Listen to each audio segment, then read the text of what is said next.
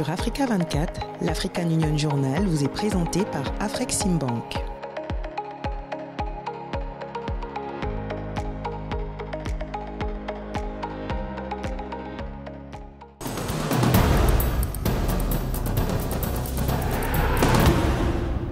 Alors que l'Union africaine renforce ses partenariats stratégiques pour atteindre les objectifs de l'agenda 2063, l'apport d'acteurs financiers tels que la Banque africaine de développement devient essentiel. Sous la direction de Sidi Oulta, cette institution s'impose comme un levier clé du financement du développement sur le continent.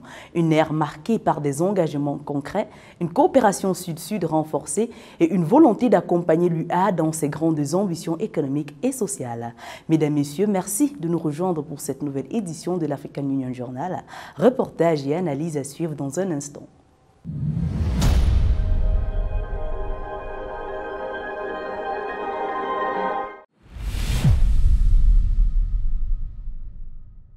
Dans un climat mondial instable, les nations africaines fondent de grands espoirs sur la nouvelle direction de la Banque africaine de développement. Confrontés à des défis complexes, les pays africains souhaitent voir la BAD jouer un rôle accru de catalyseur pour les solutions durables. Philomène Tini. Les États africains placent de forts espoirs dans la nouvelle présidence de la Banque africaine de développement, BAD. À sa tête, Sidi Oulta prend les rênes de l'institution dans un contexte mondial particulièrement troublé entre conflits persistants en Afrique et au-delà, montée du terrorisme, tensions commerciales, crise énergétique et défis climatiques. Le nouveau président devra impulser une nouvelle dynamique. En prônant un changement de paradigme, il est attendu pour apporter des réponses concrètes aux urgences du développement sur le continent. M. Sidi Oulta, qui lui succède aujourd'hui, a la lourde responsabilité de veiller à ce que la BAD renforce son rôle central dans la promotion du développement économique et social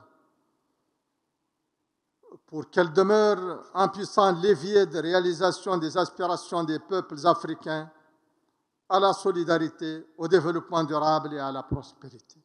Il existe également des attentes importantes concernant le renforcement de la résilience économique, l'accélération de la transition énergétique et l'amélioration de l'accès au financement pour des domaines essentiels comme les infrastructures, l'agriculture et la santé. Il est impératif que nos investissements soient durables, résilients et orientés vers les énergies propres, la mobilité verte et l'accès universel aux services essentiels.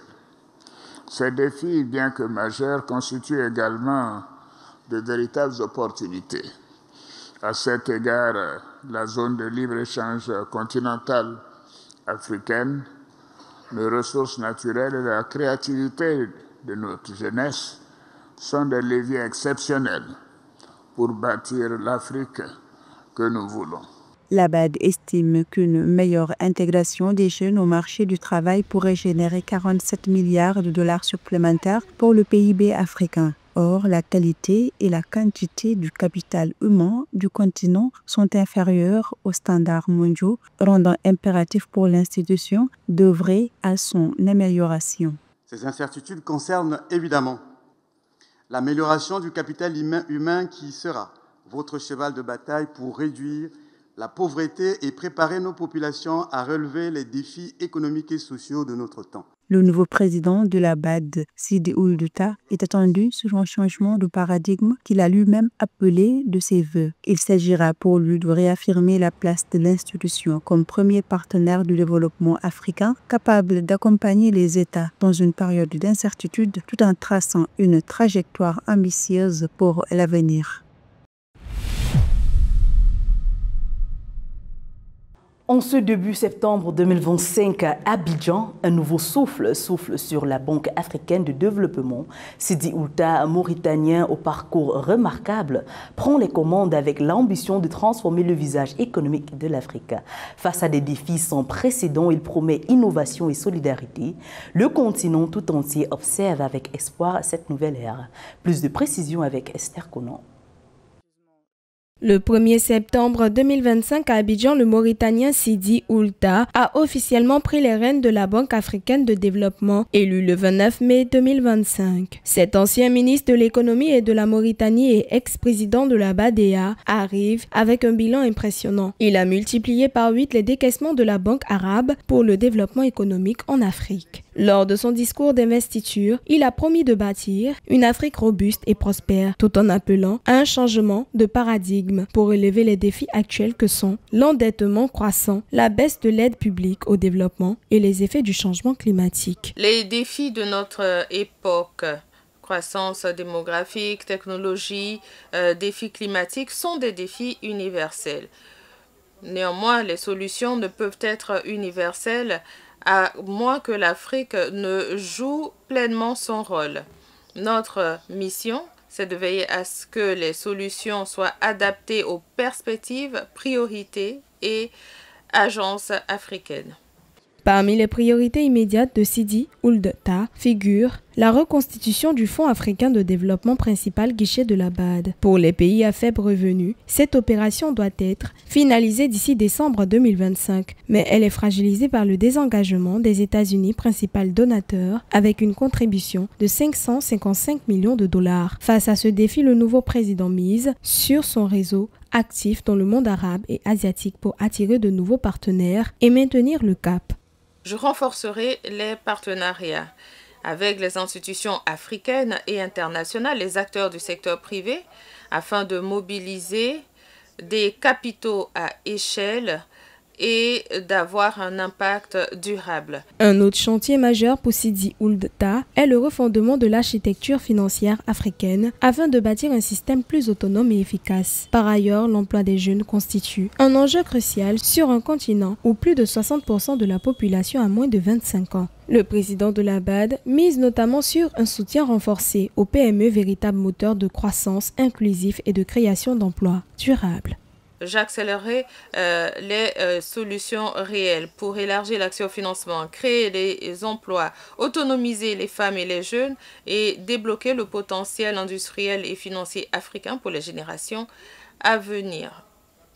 Nous serons la banque qui sert de passerelle entre les régions, les ambitions, les exécutions, entre les secteurs publics et privés, entre l'urgence et la bureaucratie. Avançons ensemble dans un sentiment d'urgence, d'unité et avec redevabilité. Ensemble, transformons la promesse de l'Afrique pour en faire un continent prospère. À la tête de la BAD, Sidi Ould Tah entame un mandat crucial. Ces 100 premiers jours seront déterminants pour transformer l'institution en une BAD plus agile et inclusive et résiliente au service d'un continent en pleine mutation. La République centrafricaine se prépare à transformer son économie et améliorer la vie des habitants grâce à un plan national de développement ambitieux. Entre 2024 et 2028, près de 7 000 milliards de francs CFA, soit environ 12,8 milliards de dollars, seront investis pour moderniser les infrastructures, développer l'éducation et la santé et diversifier l'économie du pays. Un reportage est signé Milino Bandio. Le plan national de développement 2024-2028 s'articule autour des 5 axes stratégiques: sécurité, diversification économique, capital humain, infrastructure et durabilité. Le pays fait face à d'importants défis. Près de 69% de la population vit sous le seuil de pauvreté et seulement 8% des foyers ont accès à l'électricité. Le PND a pour objectif de rapprocher les infrastructures essentielles des populations dans toutes les régions et de stimuler l'investissement dans les secteurs clés. Les orientations données par le président de la République, chef de l'État, professeur Faustin Archange Touadéra, étaient claires que tous les projets qui étaient battus sur, donc, dans le cadre de ce programme, devraient faire en sorte que la population soit ensemble, de faire en sorte que ces projets soient exécutés dans toutes nos régions. Le développement du capital humain est au cœur du plan. L'éducation, la santé et la formation professionnelle doivent permettre aux Centrafricains de tirer parti des opportunités économiques à venir, tout en préparant le pays à des études prospectives et à une planification plus efficace. la RCA présente des potentialités énormes. Pour exploiter cela, il faut des compétences. Il faut mettre un accent sur le capital humain, évidemment. Pour qu'il y ait capital humain, il faut rapprocher dans cette population des infrastructures essentielles de base, notamment les questions d'éducation, les questions de santé. Et voilà. Voilà, ce plan devait approfondir cela pour préparer le terrain pour que nous puissions aller vers une étude prospective. Le PND entend également attirer le secteur privé et les partenaires internationaux. Une croissance durable du PIB supérieure au 0,9% actuel dépendra de la mobilisation des capitaux et d'expertise externe, en parallèle des investissements publics. Et c'est l'occasion de lancer un appel à tous les investisseurs. D'ailleurs, la RCA a assez d'opportunités et souhaite vivement que les partenaires viennent pour que nous travaillions dans le cadre de développement de notre pays et en créant des facilités d'ailleurs à ces partenaires pour leur permettre d'investir dans notre pays. Au-delà des projets et des chiffres, l'objectif est d'améliorer concrètement le quotidien des Centrafricains. Des initiatives agricoles et énergétiques sont en préparation pour créer des emplois, favoriser les produits locaux et renforcer l'économie des communautés rurales et urbaines. Si les engagements se concrétisent, le PND pourrait amorcer une transition économique durable, génératrice d'emplois et d'espoir pour tous les Centrafricains. Un pari ambitieux qui vise à transformer le potentiel du pays en résultats tangibles et durables.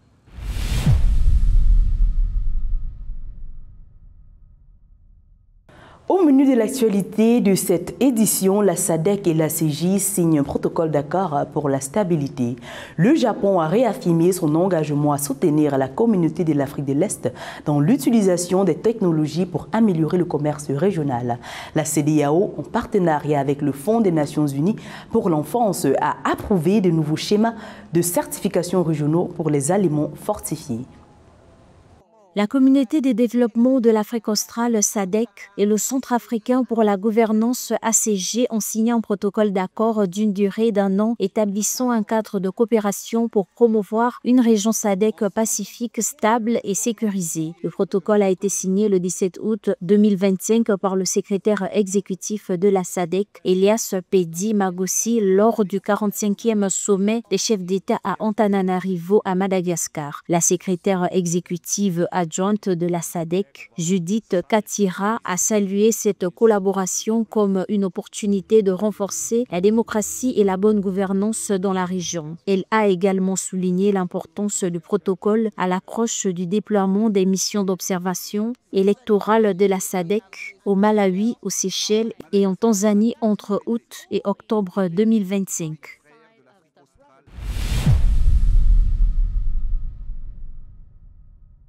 Le Japon a réaffirmé son engagement à soutenir la communauté de l'Afrique de l'Est, CAE, dans l'utilisation des technologies pour améliorer le commerce régional. Cette déclaration a été faite par Teraoka Mitsuori, directeur général du Bureau des douanes et des tarifs du ministère japonais des Finances lors d'une rencontre avec Annette Semuvamba, secrétaire générale adjointe de la communauté de l'Afrique de l'Est en marge de la TICAD 9 à Tokyo. Les discussions ont porté sur la modernisation des douanes, le commerce numérique, le renforcement des capacités et l'utilisation des technologies avancées pour améliorer l'efficacité et la transparence du commerce transfrontalier. Annette Semuvamba a salué la solution du Japon, soulignant l'importance de partenariats stratégiques pour atteindre l'objectif d'intégration régionale et de compétitivité de la CAE.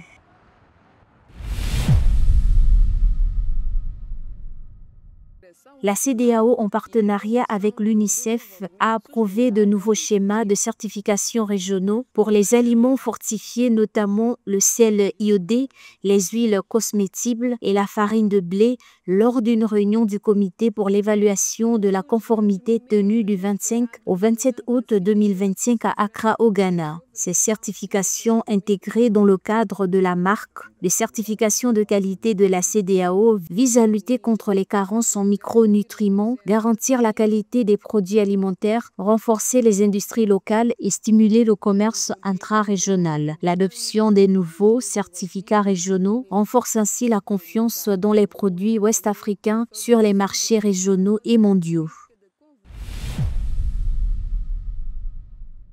Le Botswana a signé un accord d'investissement de 12 milliards de dollars avec le conglomérat qatari Al Moussar Holding, marquant ainsi l'un des plus importants partenariats économiques de l'histoire du pays.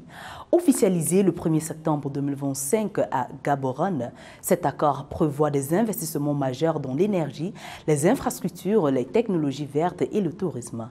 L'objectif est de réduire la forte dépendance du pays aux exportations de diamants. Sarah Yemele revient sur ces événements. Le Botswana a signé un accord d'investissement de 12 milliards de dollars avec le conglomérat qatari Al Mansour Holdings, l'un des plus importants partenariats économiques du pays. Officialisé le 1er septembre 2025 à Gaborone, cet accord marque un tournant stratégique pour une économie qui dépend encore à plus de 70% des diamants. Le projet financera la construction de centrales solaires, de zones industrielles modernes et d'infrastructures de transport, tout en intégrant les PME locales aux chaînes de valeur régionales et internationales. L'accord signé aujourd'hui entre Al Mansour Holding et la Botswana Development Corporation est plus qu'une simple charte d'ambition. Il s'agit de projets qui seront définis, étudiés et mis en œuvre et qui renforceront les relations entre les deux entreprises. Selon les termes de ce partenariat, environ 40 000 emplois directs et indirects seront créés au cours de la prochaine décennie. Une part importante du financement sera consacrée aux énergies renouvelables, soutenant ainsi l'engagement du Botswana à réduire ses émissions de carbone de 15% d'ici 2030. What is being signed here today between Al Mansour Holdings and Aujourd'hui, nous marquons le début de l'action, les étapes concrètes qui permettront la réalisation des projets. Cet accord intervient dans un contexte de ralentissement de la demande mondiale de diamants et de pression économique croissante sur le Botswana. En se tournant vers des investissements stratégiques dans les pays du Golfe, le pays s'inscrit dans une tendance africaine plus large visant à mobiliser les capitaux étrangers pour financer l'industrialisation et la transition énergétique.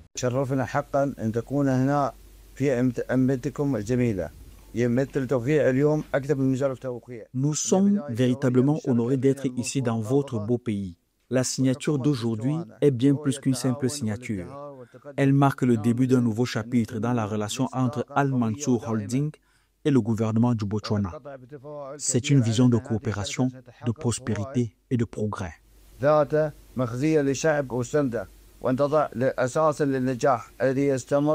Précisons que cet investissement vient également renforcer la relation de longue date entre les deux pays qui a commencé avec l'établissement de relations diplomatiques en 2006. Après une contraction de 3% de l'économie en 2024, en raison de la faible demande de diamants, l'accord signale également un changement décisif pour le Botswana en faisant passer le pays de sa dépendance aux ressources naturelles vers les énergies renouvelables, la croissance industrielle et le développement durable.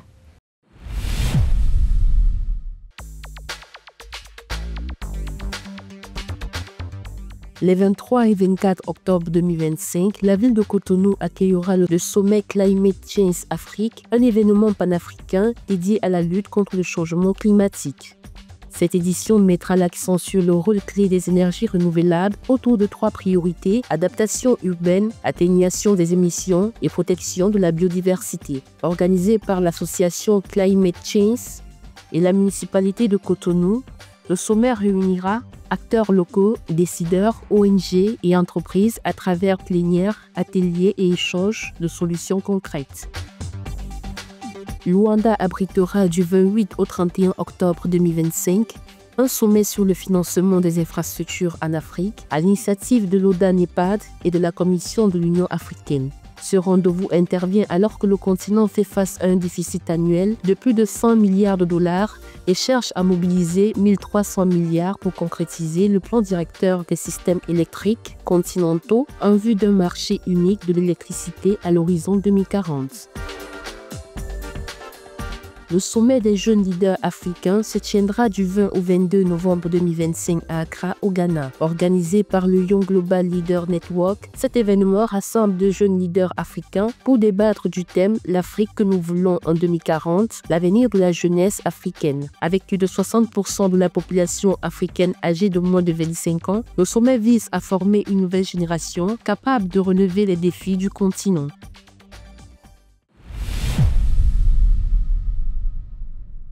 Depuis sa nomination à la tête du Fonds africain de garantie de la coopération économique, le Camerounais Basile Tchakounté s'attelle à une mission cruciale, renforcer l'accès au financement pour les PME, les jeunes entrepreneurs et les projets d'envergure sur le continent. Dans un contexte économique post-Covid marqué par des besoins accrus en investissement, il incarne une approche rigoureuse et silencieuse de la finance publique. Portrait d'un acteur clé de la coopération économique africain, signé Pauline Minga. Discret mais déterminé, Basile Tchakounté, actuel secrétaire général du Fonds africain de garantie de coopération économique, incarne une nouvelle génération de dirigeants africains tournés vers l'action et la rigueur financière. Camerounais d'origine, cet ancien cadre de la BDAC s'est donné pour mission de faciliter l'accès des entreprises africaines au financement. En tant que fonds de garantie, nous mettons à la disposition des différents acteurs au développement, tous ceux qui sont les pourvoyeurs de ressources, la garantie pour pouvoir impulser le financement à la base. Ça, c'est le premier aspect. Deuxième aspect, nous renforçons les capacités des acteurs de l'écosystème à travers les fonds de garantie.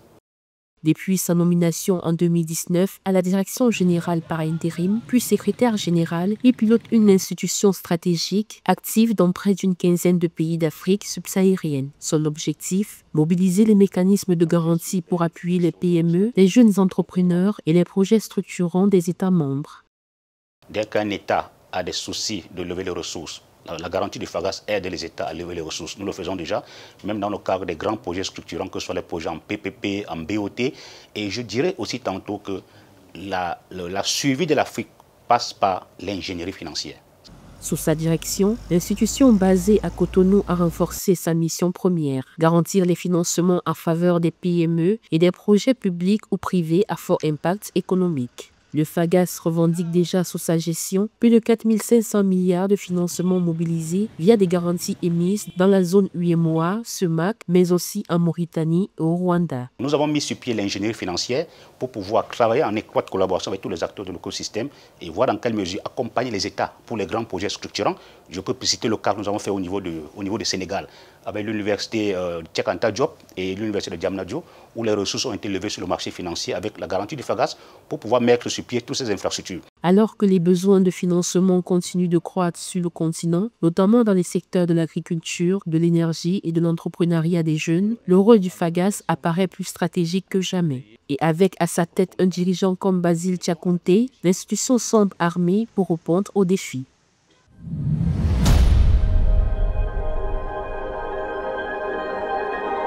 Merci d'avoir suivi cette édition de l'African Union Journal préparée par l'ensemble de la rédaction. Retrouvez toute l'actualité africaine sur notre site africa24tv.com et sur l'application MyAfrica24.